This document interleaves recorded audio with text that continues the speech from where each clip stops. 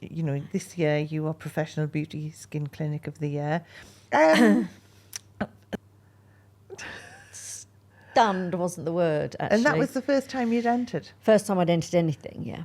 That's brilliant, because I think, again, there's this misconception that, you know, you've got to be entering awards a few times before you ever get anywhere and all of this, you know, and I think, obviously, you are just so focused. Now, I'd have loved to have read that application, because I'm sure it was like, just like sort of like, somewhere. It would be brilliant, because you are so like attention driven as well, which is absolutely fabulous. So then you went on to win other awards since then, though?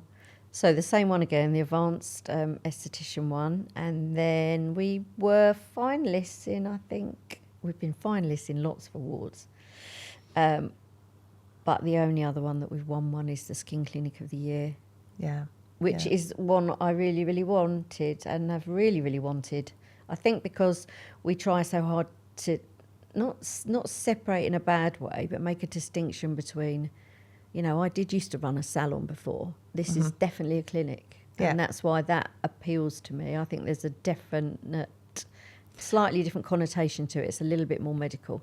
So in your clinic, you only do advanced skincare treatments. What sort of the most basic of facials you do? Is that a hands-on facial, or is it? We don't really do. We do have hands-on facials. There's 4 of us at the minute, and all we do is skin all day long. And I also try and move away a little bit from this facial thing, because we treat skin anywhere. So I look after. My favourite thing is a post-trauma. So I love scars.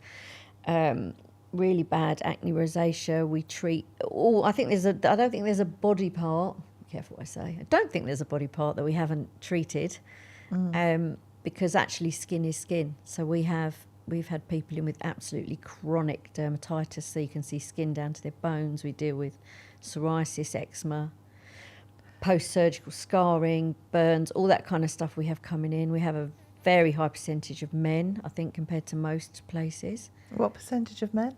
Some days I feel like it could be 30% of the diary can be male. And we actually currently, we have men that come in, older men now, which is a lovely change, coming in, doing some of the kind of anti-aging stuff. They're aware that there's help out. We have lots and lots of young men with acne, who are some of the people that I really enjoy treating the most, actually. I think if you've got acne and you're male, it's harder. And the confidence thing is awful for them, and we can really help them. And they usually start by being dragged in by their mums. Yeah. And then yes. But without going to somewhere like your clinic, though, a lot of it is just trying to find something online, which is normally and it's always wrong. Great advice. It's always wrong, I'm afraid to say. I pretty much say I don't think there's anything out there to treat acne specifically. It's always designed for oily acne.